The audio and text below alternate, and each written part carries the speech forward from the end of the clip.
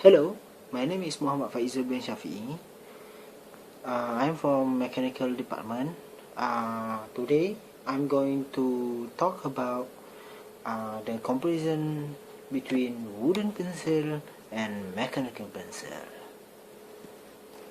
The primary function of the both pencil is the same, writing.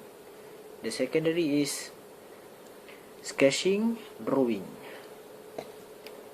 Then the features of the mechanical pencil is made from plastic and has many type of color like blue, yellow. This is green, and has a rubber band for easy to grip on.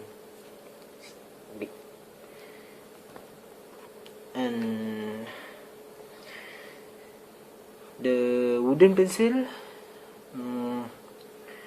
has made from wood and has fixed size, but it don't have the rubber band. Okay, the strength of the mechanical pencil made from a high quality of plastic, and the performance will be the same as you buy the first time bought it.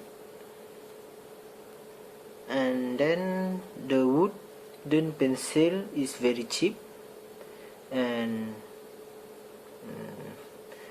can